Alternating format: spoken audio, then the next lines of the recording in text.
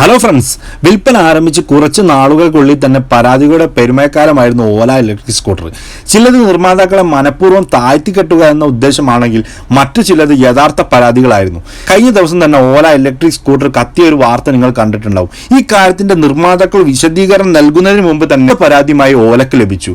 ഈ പ്രാവശ്യം പരാതി കിട്ടിയത് ഓല ഇലക്ട്രിക് സ്കൂട്ടർ മുന്നോട്ടല്ല പിന്നോട്ട് മാത്രം, അത് 90 കിലോമീറ്റർ വേഗതയിൽ റിവേഴ്സ് മാത്രം ഓടിയ ഓല ഇലക്ട്രിക് സ്കൂട്ടറാണ് കണ്ട് അന്തം വിട്ട ആളുകൾ. ഓല S1 പ്രോക്ക് റിവേഴ്സ് മോഡ് ഉണ്ടെങ്കിലും ഈ തവണ ആക്സിലറേറ്റർ കൊടുക്കുമ്പോൾ മുന്നോട്ട് പോകുന്നതിന് പകരം പിന്നോട്ട് പോവുകയാണ് ചെയ്തത്. യഥാർത്ഥത്തിൽ സോഫ്റ്റ്വെയറിന്റെ കംപ്ലൈന്റ് ആവാനാണ് ചാൻസ് കൂടുതൽ. ഓല ഇലക്ട്രിക് സ്കൂട്ടറിന്റെ വിവിധ പ്രവർത്തനങ്ങൾ നിയന്ത്രിക്കുന്നത് സോഫ്റ്റ്വെയറുകളാണ്. അതിനാൽ തന്നെ ഇവയിൽ ഉണ്ടാകുന്ന ചെറിയ ചെറിയ പ്രശ്നങ്ങൾ പോലും സ്കൂട്ടറിന്റെ പ്രവർത്തനത്തെ ബാധിച്ചേക്കാം.